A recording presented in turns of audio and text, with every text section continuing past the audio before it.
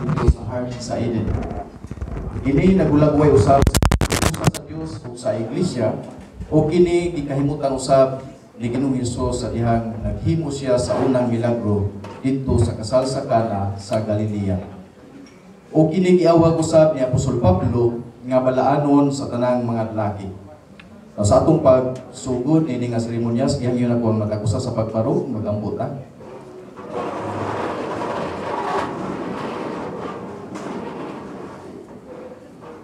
Almighty Father, who has honored and blessed this matrimony, may you look mercifully for this man and woman, that they may love, honor, and cherish each other, and to live together in faithfulness and patience, wisdom, and true godliness, that their home may be full of blessings and peace, in the name of Jesus Christ our Lord.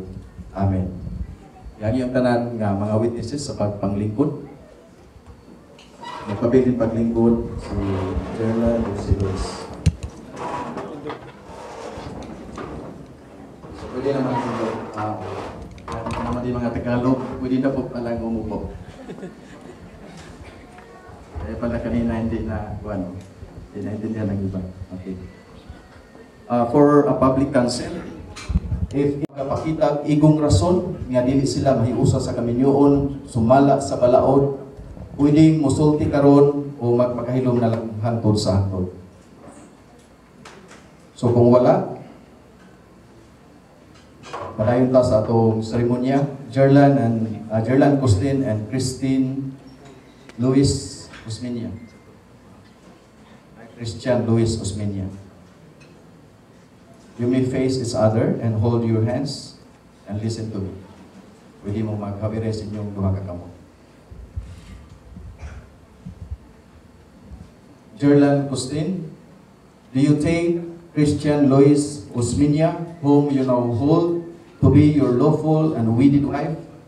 Do you promise to love, honor, cherish, and protect her, forsaking all others, in sickness as well as in health, in adversity as well as in prosperity, to cleave only unto her as long as you both shall live? If so, answer, I do.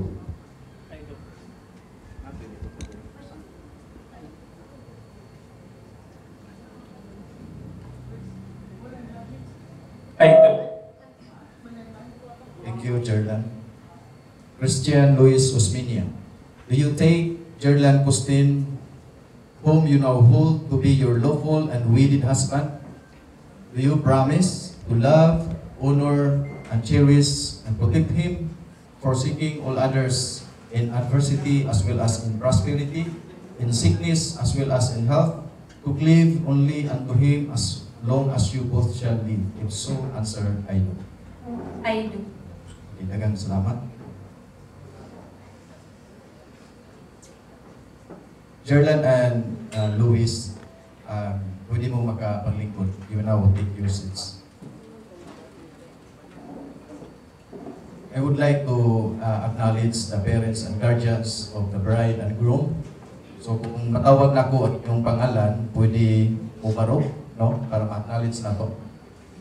So, sa unahon na to sa bride, pwede groom, Mr. Roger Costin and Mrs. o Miss Annabel Costin. Okay, thank you. So, pwede na mo maka-lingkod mo balik. So, akong punta nyo dito, no? From Manila. So, nagkarating kayo dito. Ang mga ginikanan, no? Siyempre kita mga ginikanan, mahal na to ang atong mga anak. Kunya, nahimong kultura sa mga Pilipino, nga siyempre, na mubati ta o kaguol kung magunaw na ta. Mubiya na akong anak. So, si Mama Nabil kaganina, nagdadaan na siya o panyo kay mutulog na yun ang iyang mga luha. So, natural na sa ato, ingon nga parents o guardians, nga mubati ka o kaguol. Kung kayo magunaw na ta nga, uliyan na akong anak ay maglahi na siya. Pero siyempre, ilimot pasabot nga mag-iusa si Jerlan o si Luis o makasal sila o mag-video sila nga wala na mo ay kahigayunan nga ma-fellowship niyo sila, diba? Makauban niyo sila kung kay samtang buhit pa ta na kahigayunan, diba?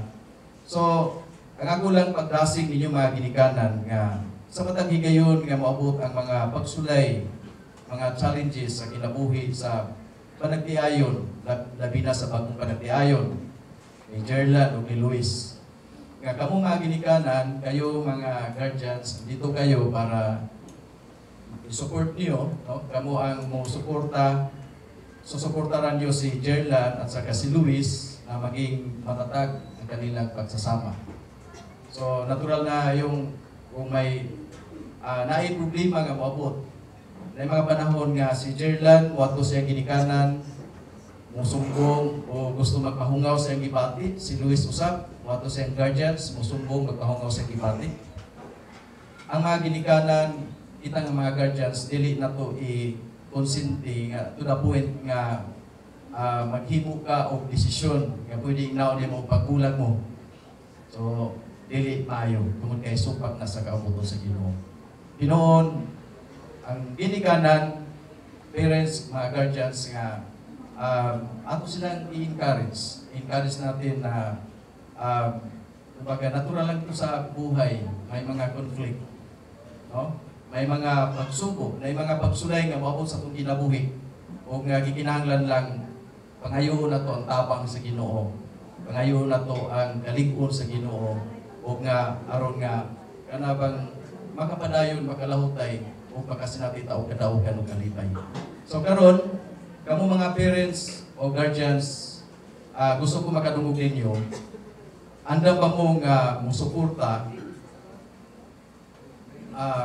kanabang magpakita o kanang support ngadto kang Jerlan o kang Luis sa ilang panagtiayon kay bisan unsa ang mudangat silang kinabuhi nga musuporta gyud mo, no? Mudasig mo nila nga magbalik mo sila sa tibuok nilang panaguban sa tibuok nilang kinabuhi. So musuporta pa mo mga ginikanan. Amen. So naintindihan sa Tagalog. So maraming salamat. Now, ngayon karon akong i-acknowledge po ang mga sponsors. So kung tawagon ako ang inyong pangalan, pwede sa pagbaro. No, so mayroon parang mga Tagalog din. No, so gusto kong tawagin Mr. Moises Valeroso Sr. and Mrs. Esterlina Valeroso.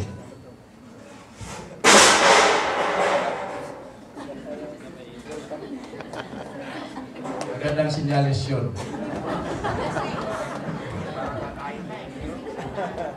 So, maraming salamat. Pwede na makaupo. Next, Mr. Julifer Gulusinda o Mrs. Lorisa Gulusinda. Maraming salamat. So, nasabot lang yung si Buano. Next, Mr. Alejandro Maagho and Mrs. Belinda Maagho. Maraming salamat. Maraming salamat. Then, Mr. Efraim Pilandi and Mrs. Annabel Pilandi. Maraming salamat. Next, Mr. Benjamin Florano and Mrs. Maribeth Florano. Oh. Thank you. Sunod, Mr. Juanilo Baro and Mrs. Geraldine Baro. Pastor Juanilo Baro pa. Maraming salamat. Next, Jones Joe Corbira and Miss PB Bunga. Maraming salamat. Next, Miss Nida Yunsal. Maraming salamat. Then, Miss Nelieta Olaivar. Maraming salamat. Okay. Magpasalamat usab ako kaninyo mga sponsors nga niya mo dinhi karon naghatag mo og mura support para kang Jerlan o kang Luis. Ug siyempre si Jerlan o si Luis naghimog desisyon nga kamo himuon nga mahimong sponsor inyong ilang ninong ug ninang. Tungod kay dako kayo sila og pagrespeto ninyo, pagtaho ninyo. Ug dako sila nga dako mo og kanabang ikatampo sa ilang panagtiayon, kung nakita nila nga kamo aduna mo'y mga kanang kasinatian sa kinabuhi ingon nga panagtiayon. So parehas sa akong gisulti sa mga ginikanan, may mga panahon nga ang siyempre nahimo mong close sa ilang kasing-kasing. May mga panahon nga makadungol sila ninyo kung adunay mga problema, mga pagsulay, mga challenges sa kinabuhi. O nga siyempre kung sabay mahimo ninyo ingon nga ikaduhang ginikanan, mao ang pagsuporta diha kanila. So mao gihapon nga ato silang suportaran nga mas malikon pa ang ilang panaghiusa, ang ilang panag-ipon o sa tibuok ilang kinabuhi. So maghatag tag mga pagdasig nila nga mula hutay ang ilang relasyon hangtod sa ilang kamatayon. Nga labaw sa tanan, ang ako kayo nga ikatabang ninyo, mao ang inyong mga pag-ampo diha nila. So, gusto ko mangutana kaninyo mga sponsors nga niya dinhi karon, anda ba mo nga mosuporta sa mga sa pagbo nga magtiayon karon si Jerland ug si Luis nga kamo mag-ampo alang kanila o maghatag og mga pagdasig panambagon aron nga mas muligkon pa ang ilang relasyon sa ilang panagtiayon. Gusto ko makadungog kaninyo mga sponsors. Daghang salamat. Na may nauban wa madungog na ho. Pipila ra pa nadungog na ho. Mas po na ho. Daghang chance. Anda mo nga mosuporta nining bag-o nga magtiayon karon. Andam. Daghang salamat. O lagi kaya pala hindi Tagalog pala hindi naintindihan si Cebuano. Kaya daghang salamat.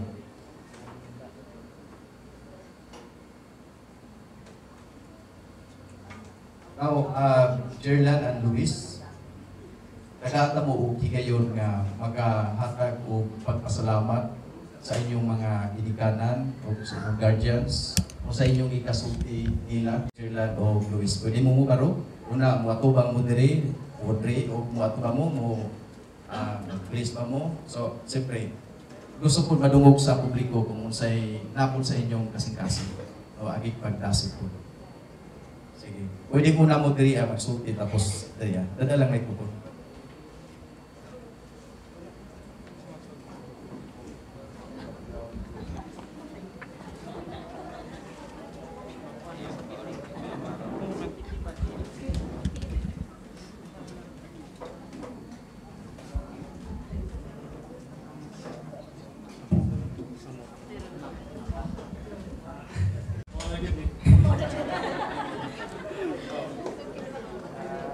Salamat sa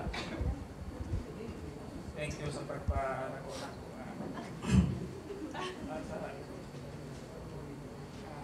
rapid sa Ginoo ba. Sunod nga. Masunod inyong mga pagtudlo ako. Karon nga imo na kung sakto nga pag ang meron life. Thank you for the sacrifices. Salamat sa inyong pagsuporta. Thank you sa kanan. Thank you for all. Isa na gulay po. Mag-uli-uli ang kami. Salamat kayo sa Ginoo sa kanina kayong hiyatay ka na. Thank you so much.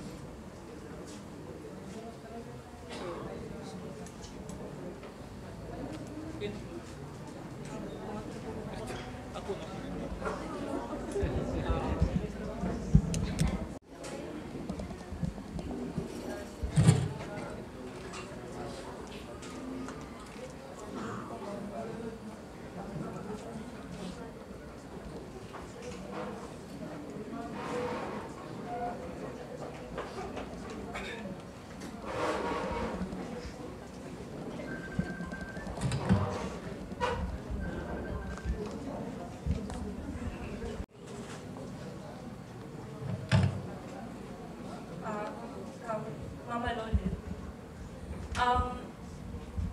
Nagpasalamat ko sa Lord kay bisan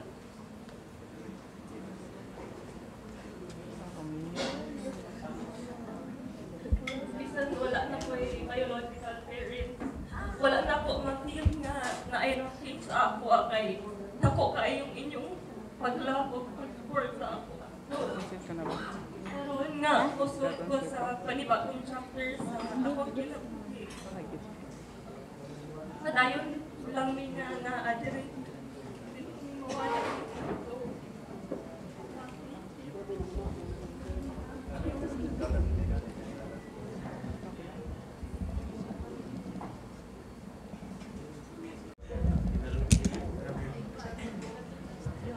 Pwede kang salamat, Jerlan o Luis. Pwede mo makabalik na sa ano.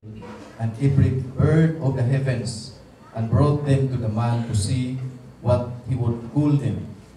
And whatever the man called every living creatures, that was its name. The man gave names to all livestock, and to the birds of the heavens, and to every beast of the field. But for Adam, there was not found a helper fit for him.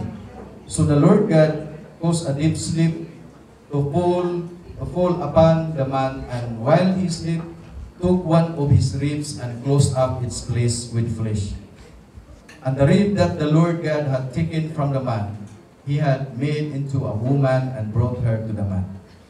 Then the man said, "This at last is bone of my bones and flesh of my flesh. She shall be called woman, because she was taken out of man. Therefore, a man shall leave his father and his mother, and hold fast to his wife, and they shall become one flesh." Now, din sa versikulo nga akong gibasa, na mga prinsipyo sa Ginoo nga atong makita diha sa pagtiayon, nga aron malig-on no, ang relasyon sa lalaki sa bana o sa asawa, malig-on ang relasyon sa panagtiayon. So, ang akong mensahe nga gustong iabot kaninyo, Jerlan o Luis, o bisan sa matag-usa ka nato diri, how to build a marriage o how to build a marriage that lasts. Unsaon ato pagtukod o sa panagtiayon sa pamilya nga mulungtad kayon. Now, una, ang gusto na kong ipaabot diha kaninyo, unsa may katuyuan sa kaminyoon. So, the purpose of marriage. The purpose of marriage, adunay duha ka butang. Number 1, ining word nga companionship. Now, ang verse 18 nag-ingon din it is not good for the man to be alone. Abot pasabot diri ang siyempre nakita ang unang gibuhat sa Ginoo ang lalaki, nakita nga naginusaras siya, nagmasulukon siya. So, ingon ang pulong sa Ginoo nga dili maayo nga mag-inusara lang ang lalaki. So, inahanglan na siya mahimong kauban. O mao ni ang realidad, mao ni ang reality. Kay mao ni gisulti sa pulong sa Ginoo. Jerlan o Luis, inahanglan masabtan ninyo kini nga ang inyong panaghiusa o kining inyong kaminyoon mao ni paghatag og kauban sa imong kinabuhi. Dako kayo og kahimuan kung ato na kay kauban sa kinabuhi.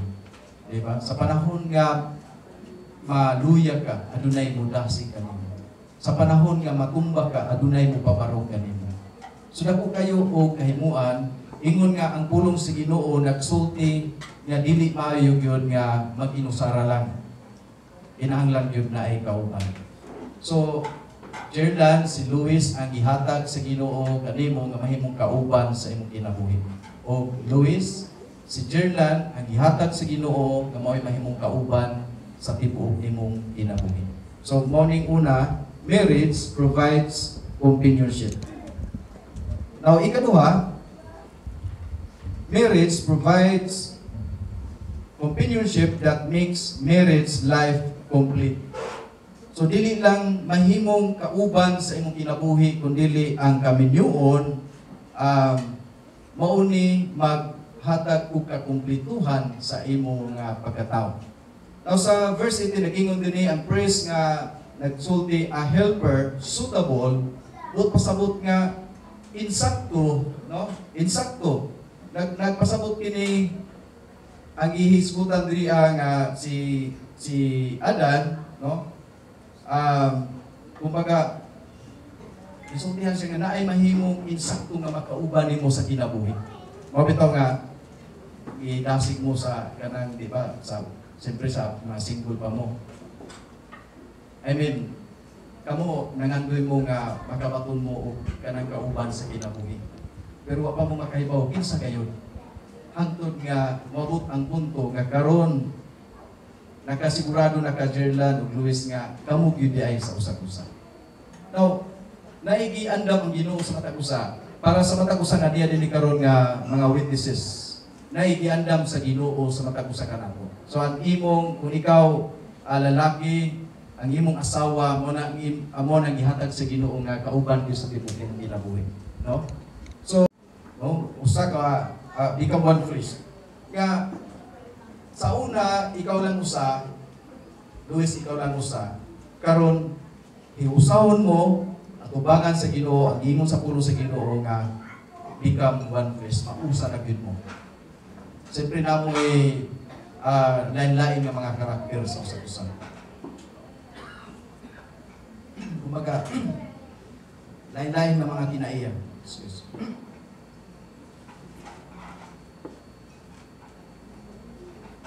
Namoy,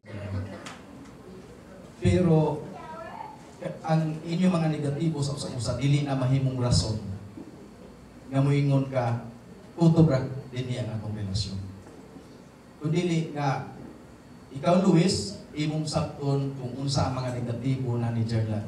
Ikaw Jerlan po imong sakton kung unsa ang mga negatibo ni Luis.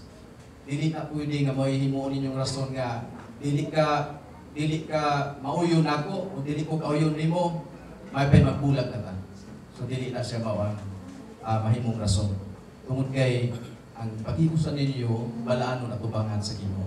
So naay sa kami niyo adunay pag permanente, no? The permanence of marriage. Now mangutana ta unsa man magyud nga ang kami niyo ang panaghiusa mahimong permanente bisan adunay mga pagsulay, mga problema nga mudangat sa atong kinabuhi. Now upat ka punto nga gusto na kong ipakita kanina. Number 1, be committed to your mate. Ang ikinahanglan diri nga maghimo mo commitment. Ikaw Jerlan maghimo ka commitment kadto kang Luis. O si Luis usab maghimo ka commitment kadto kang Jerlan nga bisan pag unsay mudangan sa inyong kinabuhi nga mag-unungay kamo. Maghiusa kamo. O palipuno ninyo ang inyong pamilya nga mahimutan kamo sa Ginoo. So ang number 1 ining commitment. So dili lang atubangan sa mga tao, atubangan sa papel naghimo ka o nagpirma ka sa papel nga naghimo ka commitment kundi dili atubangan sa Ginoo. Now nagtuo ko kung maghimo ka commitment atubangan sa Ginoo uban sa pagtuo nga ang Ginoo pud mutabang kaninyo. Ang Ginoo dili gyud mo practice. No? So na may mga magtiayon nga niya dinhi karon. Kapila nga higayon nga miabot ang mga pagsulay sa inyong kinabuhi sa relasyon. Kung naghimo mo tinuray nga commitment at tubangan sa Ginoo, naligpon ka mo. Tungod kay ang Ginoo nagpreserba sa inyong relasyon. Totoo mo niya na? Tungod kay ang Ginoo gamhanan. So, Jerlan and Luis, ikinahanglan nga naamoy commitment. Ug mo ni inyong gibuhat karon, naghimo mo commitment sa usap-usa, atubangan sa mga saksi o atubangan sa Ginoo. Ikaduha, choose to love your mate. Kining naigiingon nga love is a verb. It's something you do. Love is not magical force that controls you. It is an action that you choose to show. Love is a choice. If you want to enjoy your marriage, then you need to choose to love your mate. Siyempre, kita nangandoy nga makabatong kag kalipay. Pero ang uban una awa ang akong kalipay sa akong kapares tuwa sa uban. So akong sayop tubangan sa Ginoo. Mahimong miserable ang imong kinabuhi kun kamo human sa inyong panagiusa kung pangitaon nimo ang kalipay ngadto sa uban. Akong sayop at tubangan sa Ginoo, mingon ko miserable. Masabta masiguro nato ng kulong miserable. Di ba? Now, ang realidad ay mga panahon nga mausap ang atong mga physical nga mga kaanyuan, di ba? Tingali ba sa katong ato si Jerlan mudako na yung maayo. Unya si Luis Paul siyempre kung mga anak na mausap na iyang figure sa iyang body, di ba? Now, na mga kausaban din sa kalibutan. Now, yung ko ninyo, Jerlan o Luis, kung piliun nimo na imong higugmaon ang imong kapares, bisan unsa pa, o unsa iyang, bisan insa siya, o maunsa siya, o na'y kaimutan sa Ginoo. Kung maghimo ka desisyon, malipay ang Ginoo, o mahimaya ang Ginoo sa inyong ginagawa. So, kung sana sa paagi nga mahimong lingkon ang inyong relasyon, kung imong piliun yung higugmaon nimo ang imong kapika sa kinabuhi. Diba? O sa imong kapika sa kinabuhi. No? Kung magunaw na ka nga, gusto ko nga timanon ko, gusto ko nga kanang pahit-pahiran ko, gusto ko nga, di ba? Kanang hilot-hiloton ko. Now, kuhatan na ka to sa imong kaparis. Kaya kung imo ning kuhaton, siyempre, kisa man makabenepisyo. Nahimo na nimong kausas siya. Usan na mo, no? Atubangan sa Ginoo. So, kinahanglan piliyon nimo nga mahigugma ka sa imong kapika sa kinabuhi. Ikatulo, cultivate your love for your mate. Ang word nga cultivate, mura ka sa nagtanom nga kinahanglan imo gyud nga ugmaron, kinahanglan nga imong isbisan kanunay, abunuhan kanunay aron motubo ang tanom o makapaabot ka nga makabunga kini. Now, ikinahanglan ang pagkultibar sa relasyon. Adlaw-adlaw mag-ampo mo sa Ginoo. Adlaw-adlaw maminaw mo pulong sa Ginoo. I-share sa usa-usa ang pulong sa Ginoo nga nakapalikon kaninyo. Sa mga puluhaton sa pag-alagad, pag-serbisyo sa Ginoo, inyo ning ipakita. No, buhaton ninyo kini. So kung aktibo mo diya sa Ginoo karon nga batan pa mo ipakita nga aktibo gyapon mo sa Ginoo bisan og minyo naman. Wa nay labaw ka nindot sa kinabuhi kung kamunada sa Ginoo. Ang panalangin naragid sa Ginoo. Wala sa mga butang sa kalibutan, no? Naragid sa Ginoo. Now, hindi lang upat nga gusto na kong ipakita kaninyo. We talk about the purpose of marriage, the permanence. I hope the Holy Spirit has dealt with you, and I hope you will take these principles to your heart. May this message speak to your hearts at sa matag sa kanato. God bless you. Now karon, Jerlan and Christian Luis, pwede mo mong pwede mo maghimo o pakiksaan sa usa-usa.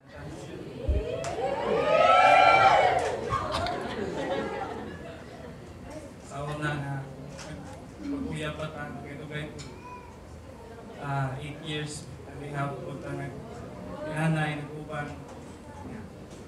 So, maging upunin mo nga makasalta. Hindi ko mapuna ko kay agad.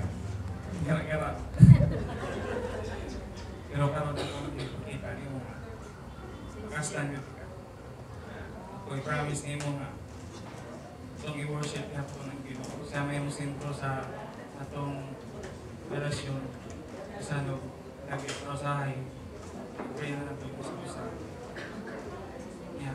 May mo kong responsible ng husband mo sa atong ngayong pamilya. Hindi ko na sagdan, I love you.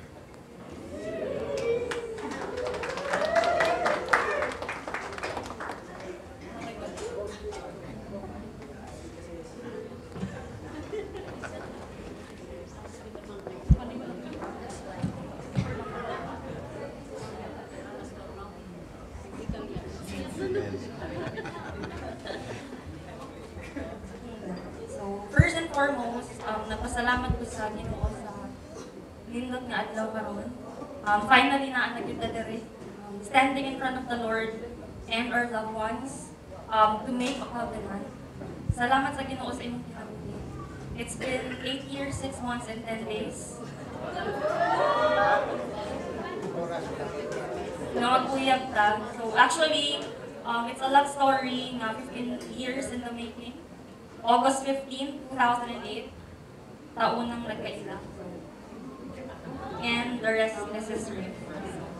Daghan na kayo tatiagihan, mga nindot, mga dili kayo nindot na mga kaaging nga nakatabang mapalikod sa ato. Daghan na pudog na bago. We've witnessed na nag-grow ta individually. Thank you sa pag-inspire nako to become better.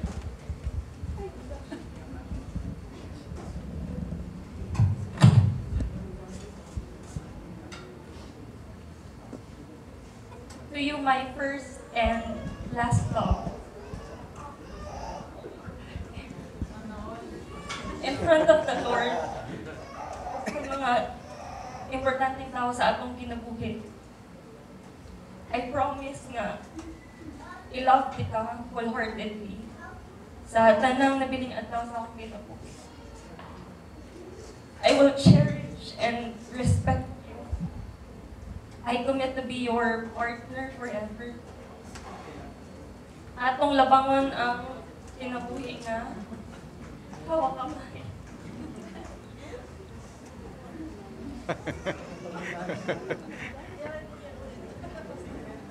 Amen.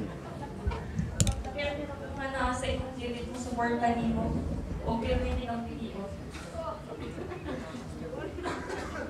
I can't wait to create more memories with you o mag-build tag pamilya natong kaugalingon.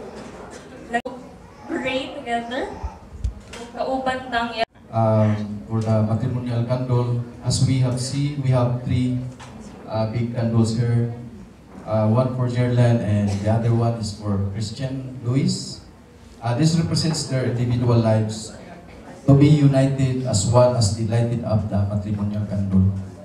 Gerland and Luis, pwede nga inyo ning nagputan ang kung ano yung nagputin. Palihog pag nagputin, kisa man itong mula kong sa kandila. Dito ka sa kaliwa ka sa ano? Dito ka sa usan.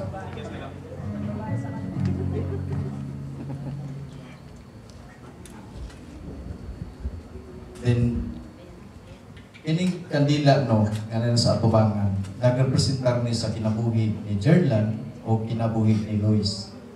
So inyong buhaton Gerland, kuhaon ninyo ang inyong kandila, tapos magdungan mo pag-ari sa atubangan, inyong i-light up ining kandila, ang inyong matrimonial candle, aron pagpakita o this is just kuan no, simbolo ra ni nga kamo gihuusang mo diha sa kaminyo.